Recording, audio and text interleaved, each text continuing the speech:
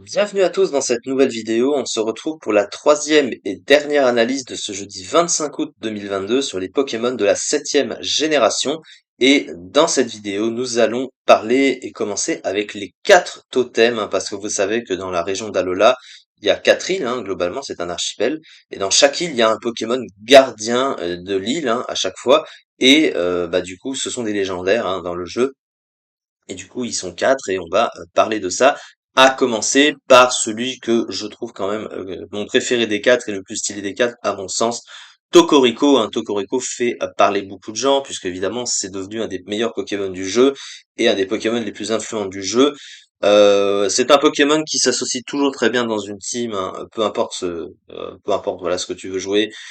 Tu te trompes jamais en jouant ce genre de Pokémon, très clairement, mais on va évidemment en parler. Alors, on va commencer par le type. Déjà, il possède un type électrique fée, qu'on connaît aussi avec Dédenne, mais évidemment, c'est pas comparable en termes de niveau. Électrique fée, c'est un excellent combo de stab, hein, autant défensivement et offensivement, parce qu'ils s'apportent l'un et l'autre de bonnes choses. Déjà, défensivement, le type électrique apporte juste sa faiblesse sol au type fée. Donc, c'est une faiblesse gênante, mais comparé à côté au type fée qui lui il a ses faiblesses acier poison, une des deux faiblesses est annulée grâce au type électrique et il récupère uniquement une faiblesse poison.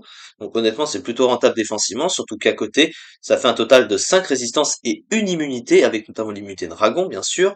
La résistance combat, la résistance ténèbres, la résistance insecte ou la résistance vol sont très pratiques, la résistance électrique plutôt correcte aussi. Donc ça fait quand même une bonne synergie défensive avec ce combo de stab. Et offensivement, c'est également le cas, hein, puisque les deux vont très bien ensemble offensivement. Et voyez hein, qu'il n'est pas beaucoup résisté dans le jeu, à peine une quarantaine de Pokémon, et il est super efficace sur presque 400 Pokémon dans le jeu. Donc vraiment, il est très fort ce type, tant offensivement et défensivement. Au niveau de ses talents, alors on va pas parler de Télépathe, hein, qui est le deuxième talent, hein, parce qu'il est complètement inutile hein, en combat solo. En gros, qui empêche les alliés en duo de se prendre des attaques qui touchent plusieurs personnes en même temps. Ça, c'est pas vraiment très utile. Mais évidemment, il est connu pour son premier talent, hein, et tous les totems ont chacun cette particularité d'avoir un talent qui va poser un terrain spécifique sur le terrain. Et lui, il a Créaélec. Alors, Créaélec permet de poser un terrain électrifié en entrant sur le terrain. Et pour vous montrer à quel point c'est fort avec ce talent, ce Pokémon, ça a été nerf, voilà, hein, puisque en gros, qu'est-ce que ça fait? Bah, le terrain électrique va booster la puissance du stab électrique, sauf que avant c'était 50% de boost, maintenant c'est passé à 30%, parce que tu cumules la puissance du truc qui est pas non plus énorme, mais voilà, à ce terrain, son stab électrique obtenait une puissance énorme et du coup, bah, ils se sont dit, ouch, ça fait un peu mal. Et même avec le nerf, il reste encore un des meilleurs Pokémon du jeu, donc voilà. Hein. Ça évite aussi aux Pokémon de dormir, hein, tant que le terrain est actif pendant 5 à 8 tours au maximum si le terrain est étendu au maximum, puisque tu as un objet qui permet de le faire, hein, qui je crois est récent d'ailleurs. Hein. C'est le terrain extender là. Alors du coup, on va s'intéresser maintenant aux statistiques. Alors, il y a des choses à redire sur les statistiques, ça fait partie de ses principaux handicaps, mais ça ne l'empêche pas d'être très fort. En fait, les stats sont quand même un peu mal foutus, mais quand même, il est très fort. Hein. C'est grâce notamment à son talent, bien sûr. Alors, il a une base d'attaque de 115, qui est correcte, mais là où c'est dérangeant, c'est son attaque spéciale qui est que de 95, parce que on se sert beaucoup plus de son move spécial que physique. Et du coup, c'est un peu le problème à la Elekable, hein. Vous savez, hein, il a une meilleure attaque et une meilleure attaque offensive, alors que son attaque spéciale est plus faible et son coup est plus intéressant à jouer sur le spécial.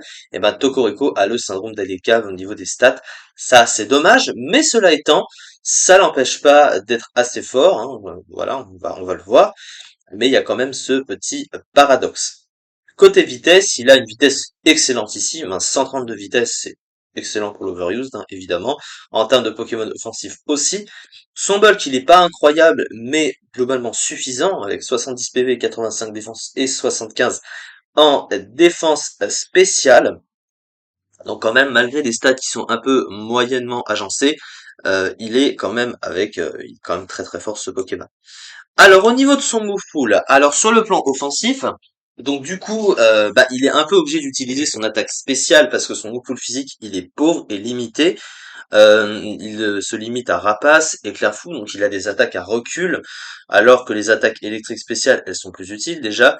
Rapace ne profite pas d'un stab en plus, et surtout, il n'a pas de stab physique de type fée, il ne possède pas Kalinri, son seul stab fait utile c'est Éclat magique, il a même pas Move Blast en plus de ça, mais c'est un move spécial, donc du coup il peut vraiment quasiment pas utiliser son move pool physique.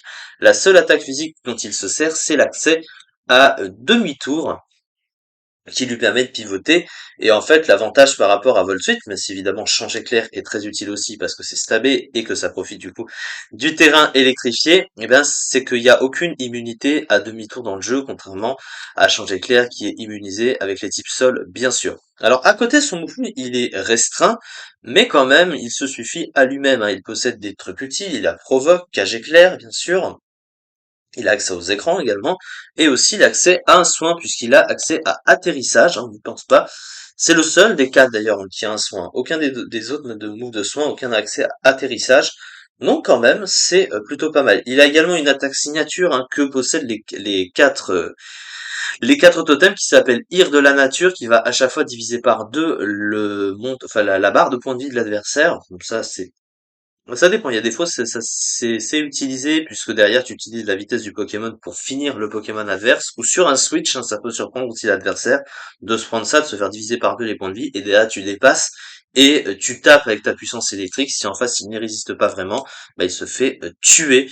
Donc quand même voilà, hein, c'est pas utilisé mais il faut le noter. Vous voyez que son pool n'est pas énormément rempli, mais avec le peu qu'il a, il arrive quand même à être très fort. Donc c'est quand même impressionnant. Euh, donc ensuite, il faut noter aussi l'accès à Neuherm, hein, aussi en coverage, hein, qui lui permet de passer les types sol, les types. Ça aussi, ça peut surprendre. Alors, du coup, une statistique de vitesse excellente, ainsi qu'une bonne statistique d'attaque, possède un bulk correct, un bon double type offensif et défensif, apportant notamment une résistance vol, un move pool correct, un très bon talent créa Elec, multiplie par 1,3 contre 1,5 avant, du coup, la puissance des attaques électriques qui empêche le sommeil des Pokémon au sol pendant 5 tours. Une statistique d'attaque spéciale un peu juste pour utiliser son coup spécial, c'est ce que j'ai dit. Et du coup, eh ben, malgré ça, au niveau du classement, il est excellent ce Pokémon. C'est même le meilleur, non, c'est pas le meilleur des quatre, pardon. Tocopillon est un petit peu au-dessus. Vous voyez, hein, il est là, Tapu Tocopillon. Mais il est quand même 19e de l'Overuse le mois dernier avec un petit peu plus de 10%, 10,19%. Plus d'un dixième des teams étaient globalement joués avec. Bon, voilà, c'est un Pokémon très fort, il n'y a pas de débat là-dessus. Même s'il est concurrencé, hein, par ce cher Elector, bien sûr, hein, qui est au-dessus. Mais voilà, c'est un Pokémon extrêmement fort. Voilà, c'est ça pour cette première vidéo. Donc du coup, demain, pour les trois analyses du jour, vous savez quel Pokémon on fera, hein, les trois autres totems, évidemment. C'est bien parce que du coup, on finira avec les totems en même temps. Donc c'est plutôt pas mal à ce niveau-là. C'est ça en tout cas pour cette vidéo. Merci beaucoup de m'avoir suivi et à très vite pour la suite.